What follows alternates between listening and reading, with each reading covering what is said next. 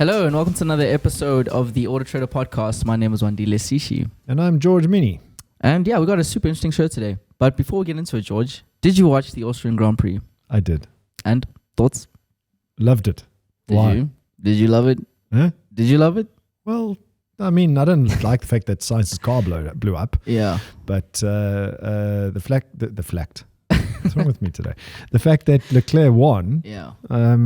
Why wouldn't I be happy with that? Your poster boy won. I honestly, I don't like him at all. I don't like Leclerc. I said it. Why? What did he do? I think he's inconsistent. I think he's an inconsistent driver who still has a lot to do before he earns my respect. He hasn't earned it yet. Nah. Think about it. I think your knick-knack man is the problem. I mean, he did well as well. I'm repping them today, as you can see, proudly. But yeah, it was an interesting race. I think it was the first time seeing so many cars fighting in a long time. No, I think the way the it. FIA has now set up the ability to pass, it's amazing. The DRS, Yeah.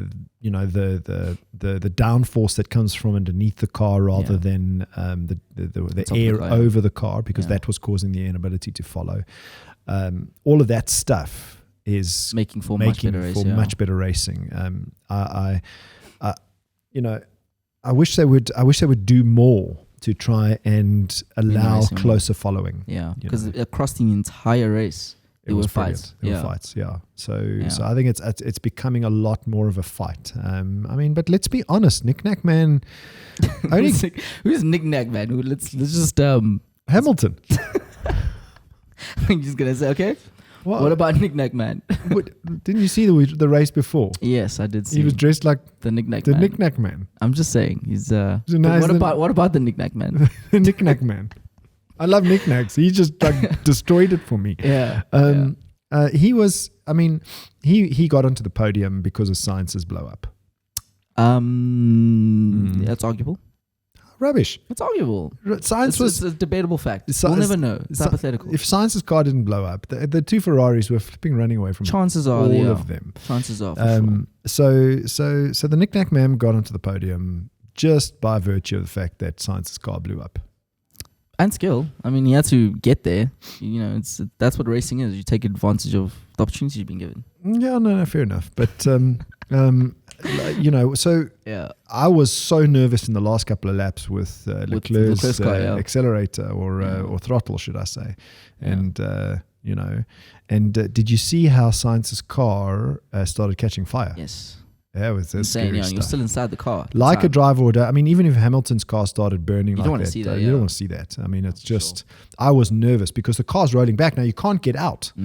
Because he was trying to get out. Yeah. Because you're still in the car and that thing started burning. I reckon that could have been a flipping bonfire of note. Yeah, I've noticed that the cars don't combust anymore. That's not a thing that happens often. Yeah. Yeah. Even when you look at Grosjean's car when he was in the accident, I think it was in Saudi, was in where was I can't remember now, but 2 years ago, and even then it was still a very controlled. Yeah, but did you see when they did the slow-mos of Sainz pulling off in that slip road? Yeah, how the marshal panels was there. how the panels exploded. Oh no, I didn't see that. You didn't see that? No. Go back and I'm pretty sure it's online. You can see the engine exploding and the panels actually cracking. Wow. As the engine exploded. Just trying to keep it in, or. Well, I mean, obviously the vehicle, the panels are made of carbon fiber, so I'm assuming, super strong. It's strong, but it's not strong in the wrong direction. So that was a bit scary. I was like, but if you think about it, 2 weeks back when Joe Granu, yes, he flipped into that fence, no fire. Yeah, nothing at all. Which shows you. It shows you that the cars, are pretty well put together. Yeah, for sure. Unless the engine blows up. Speaking of put together cars, so today's episode is going to be quite interesting. So we're basically asking the question: are car condition reports a reliable source when shopping for a car? So when you're talking about car condition reports, yes, two types come to mind. Mm-hmm. Okay, the first is car condition report or history report. Let's call it a history report. Yeah. So you get a history report where the car is not inspected. Mm-hmm. Okay, so there's a history to the car, and that can be This is specifically for used cars, right? In this scenario. Yeah, no, you wouldn't have a car condition report or a history check for a new car. There's other reports for that, but we'll get into that a bit later. So you got a history check, which is just the history of the car that's captured. Yeah. Been an accident, been stolen, service history. Those are just electronic records that follow the car. Yeah. Okay? Sometimes exist, sometimes don't exist. And then you get car condition reports where there's an inspection of the car done. Correct. At a moment in time. Okay, which one are we talking about? Both. We're talking about both. Okay. And we also talk about if you're buying a new car, what you can do to make sure that the car is going to be as reliable long term. Why would you want... Why would you want to know that? Yeah, it's a new car. It's brand new. Yeah, but it's kind of... I think as a car shopper, you want to know what's the... For a new car. They do the reports. I think it's called dependability and reliability reports when it speaks to specifically new cars. But I think...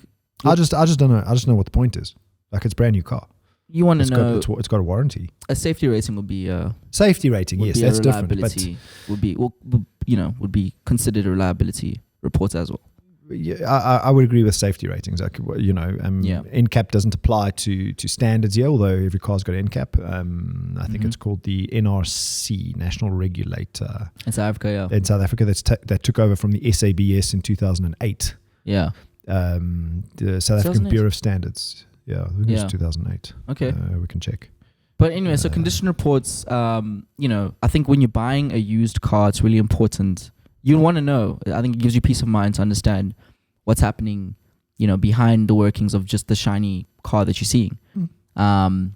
Because I think we spoke about it in one of the previous episodes. We spoke about servicing and how essentially, as somebody who's just driving a car, you don't always know what exactly is happening underneath the metal. And these condition reports are a great way for you to get some insights and some peace of mind with regards to, is the car I'm buying going to be breaking down in a month's time? Why do people phone me when I'm in the show? Every single time. No, but to be honest, my phone doesn't stop. Yeah. Anyway. But yeah, have you, when you bought your car, did you do condition reports? Did you have to do a condition report? Is that something that... No. So the dealership I bought my I-Pace from... Yeah. The I-Pace is still under warranty, so I wasn't too concerned about the condition report, although they did a check. It was a franchise dealership. They did a check on the car before they delivered it. But it's an electric car. It's like they very rarely break. That's all they do. Yeah, I think you should have done a condition report. So you're saying in a scenario where you bought your car, the dealership actually went through the process of doing that. Yes, the dealership provided me with a warranty or a safety net. The OEM provided the warranty because the car's still under warranty. Yeah. Although I bought it as a demo. Yeah. But the 20-point, 30-point, 40-point check, physical inspection was done by the dealership, and they provided that report for me when I bought the car. And that's exactly what the condition report is. I think it's important to just define it. So essentially, it's a comprehensive, digitized... not digitized, physical. Can be. Well, the inspection is physical. Yes. But the client gets a digitized report. Yes. I get you, yeah. Usually of everything that they went through, and usually it's about a 40-point check, or, there's different things that you can test and check for. So technical as well as... technical being like engine and that sort of thing, as well as the integrity of like the interior and those sort of things. So, and depending on the company you go to, it can be extremely comprehensive in terms of what you get, and it's really advisable that you do the most comprehensive one, because there's some things that can be missed and it will kind of make your experience really terrible. Yeah, I think for second-hand cars, a condition report is a good thing to do. I would question the condition report depending on who's doing it. Yes. Okay. Yes. So there's a couple of companies. I think the most independent company in the country is probably Bosch. Yeah. Bosch doesn't have a tie-in to any car dealership that I'm aware of. Yeah. They're fully independent in terms of, there's no bias or... There's no bias. There's no incentive for them to give a good report. I would worry if a car dealer had a condition report company on the premises. Yeah. I would worry. Why? You know, if I'm buying a car from a dealership and I saw a condition report company on the premises, I would I would question that a little bit. You know, I'm not saying that the integrity is bad, but I would rather want to take the car to an independent party that is not tied to the seller that I'm buying the car from in any way, shape, or form. I mean, in that scenario, there's still, I mean, the assumption is that even if they are on the premises, they're still going to get paid, right? So ultimately, if it's a positive or negative report. Well, I mean, they're going to get paid whether it's a positive or negative report, but independence is important when it comes to this. Yeah. Very important, you know, and if the company's not independent, like on an independent premises, getting paid independently, not expecting to receive, you know, volumes of cars, exactly. yes. So you know, if you're on the premises, you know you're going to get the volume of car through that dealership. Yes. Is that really an independent service, or is that a service that dealership provides? Yeah, don't mistake convenience for your best interest. Yes, all the time, I like that. Don't mistake convenience for independence. Yeah.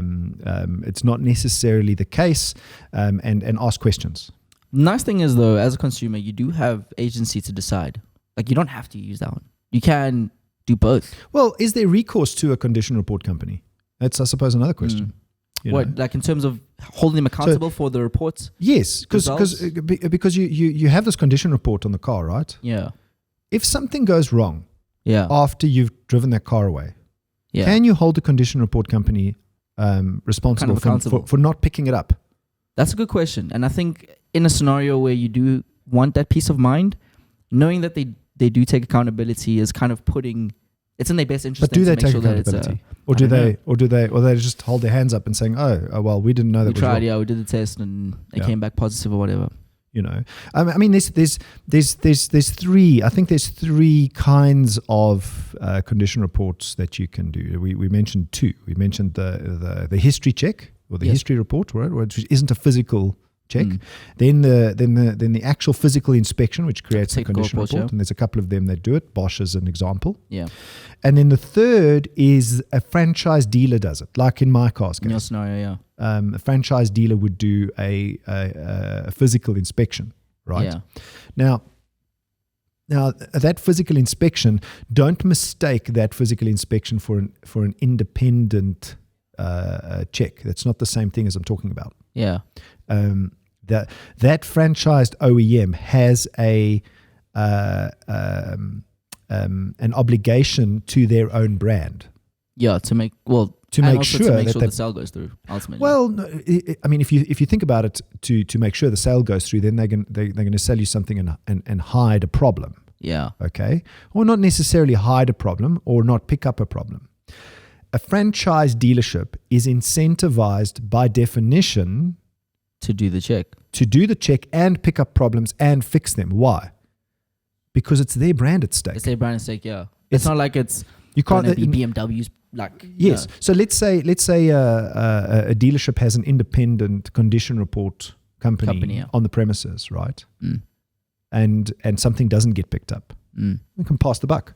It's not that dealership's brand that's at risk here. Yeah. It's potentially the condition report company. So they can pass the buck. But then in that scenario, then they are incentivized to make sure that it's authentic, unless the franchise dealer. No, the company, unless they're not held accountable in that scenario when it does go bad.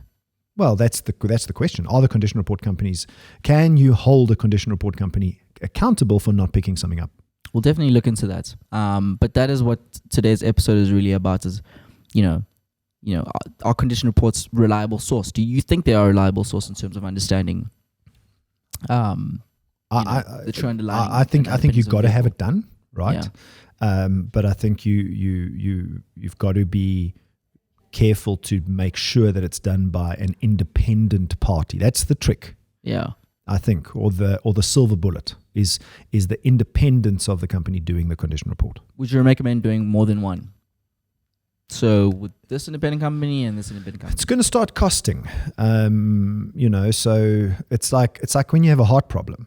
Yeah. Do you go get a second opinion? I would hope you do. If you're healthy, you probably won't, right? Yeah, of course. If you're not, then maybe you should. Okay, so I think the same thing with a car. If there's a suspicion, yes, and you really like the car, go get a second opinion. Go to Bosch or go to the franchise dealer. Yeah. And that's probably the best thing to do is actually send the car to the OEM that made it. Yes. That's probably then you'll get firstly they know your vehicle the best. Well, yes, their technicians are experts. Exactly, yeah. And they have all the sensors for it. Yes. Bespoke to the vehicle that you're purchasing. Exactly. So are they a reliable source? Definitely. I think they can be an important step in the car purchasing process. In terms of insurance, I know a lot of insurers actually, when you buy a second-hand car, that's something that you have to do. Well, when you're buying a second-hand car, I think there's two things you need to do. One is have a condition report done. Have an independent condition report done. Don't just assume, right, that anybody's acting in your best interest. Make sure they're independent. Yes. The second thing you should do is, if the car is second-hand, it is not under its factory or OEM warranty, is purchase a warranty. Okay. Because independence from the dealership or specifically the OEM? No, I mean, most dealerships sell warranties. Yeah, right? that's what I mean, yeah. So, and those warranty companies that sell the warranties through the dealership are independent. Okay. Because if something goes wrong, the warranty company has to pay. Yeah. So I don't think that the warranty company could suffer from a similar lack of independence to a condition report company potentially. Yeah. No, well, they are held directly responsible. Well, they're going to pay. Exactly. Yeah. They're held accountable to pay. Your gearbox packs up. Yeah. The warranty company has to pay for it. Well, that's agreement. Yeah, because that's with the condition report company. Oh, they don't pick up something wrong with your gearbox. Are they responsible? So don't use a condition report. Basically, what you're saying is don't use the condition report as a basis as the warranty. Yes, for the health of the vehicle. Correct. Yes. Yeah. Yes. It's really just it's. I suppose you could think about it like this. Yeah. You go for a medical checkup. Okay. What does the doctor do?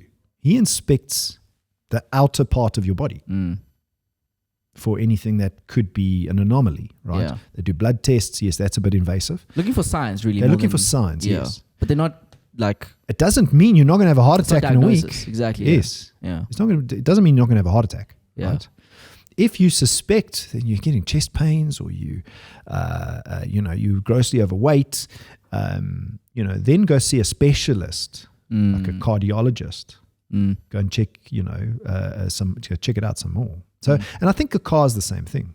Yeah, for sure. I suppose you can take out warranties on your life insurance or life assurance, should I say, or medical aid. In this scenario, also the same thing. Yes. Yeah. So I think it's similar. The car, don't use the car. I think the way you unpacking is don't use the car inspection report or the condition report.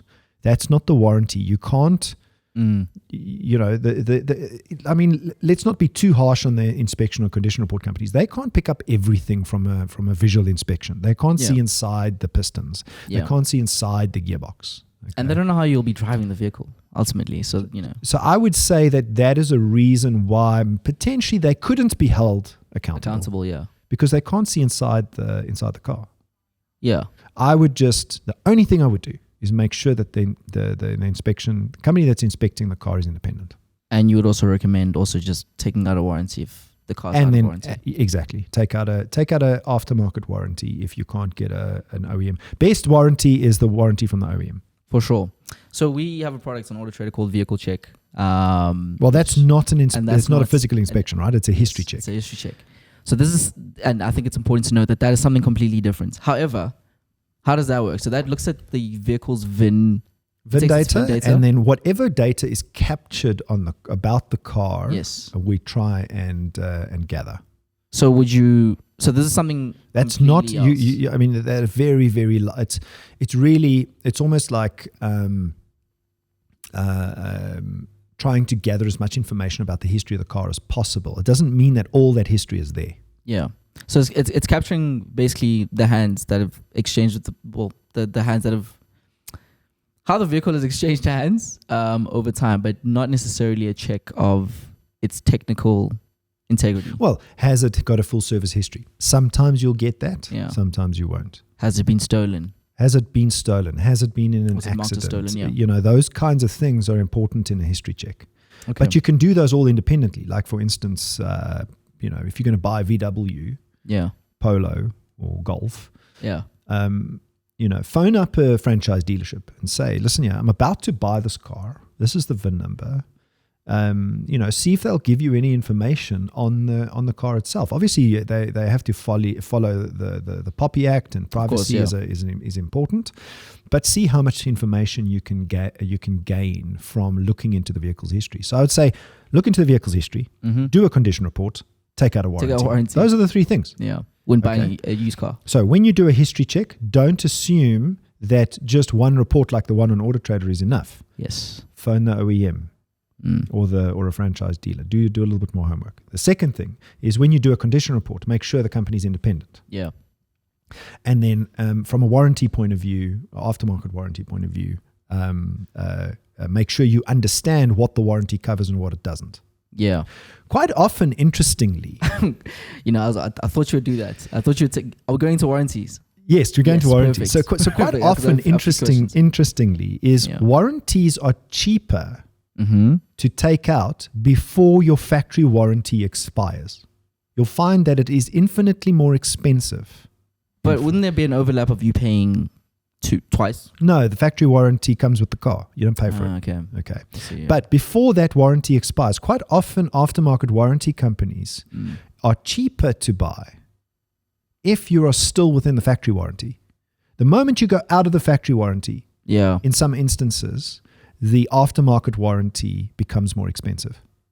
But I think it's because of a risk. It's a risk thing. Of course. But in terms of the comprehensiveness of these warranties that you're getting from, I guess, your dealership, how comprehensive can they go? All the way, or like how far should a consumer take it? Specifically if the condition report says it's in tip-top shape. No, I mean, I don't think the warranty companies necessarily rely entirely on the inspection report. Okay. You know, they've got their own conditions. Yeah. Okay. That's true. Provided the car is in you know, a mechanically sound shape. Yeah.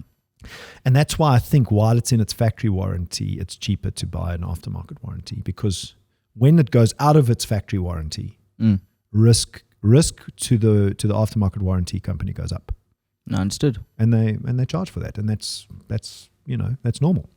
So, you know, before we run out of time, I just wanted to unpack safety reports. So that's another, you know, we've kind of briefly touched on, I think it's the NHRA in South Africa. Yeah, they took over from the SABS, I think, in 2008. Correct, yes. So the South African Bureau of Standards, remember, they would rigorously test stuff. Yes. Not only cars. You everything know, really that you purchased. Yeah. And if an SABS stamp was on that thing, you know that they've rigorously tested it. And then you get the global NCAP and then the Euro NCAP. And depending on the country, basically there's a different test that's done.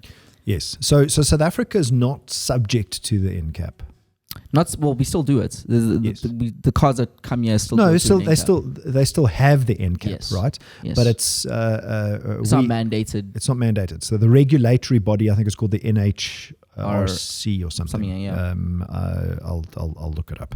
It's called the National Regulator for Compulsory Specifications, NRCS, NHRC, not SA. So NRCS, National Regulator for Compulsory Specifications. They took over, from SABS in 2008, and they have compulsory specifications for motor vehicles, generally aligned with European standards. Okay, but so in terms of our mandate, that's the one. Global NCAP is kind of like an additional test.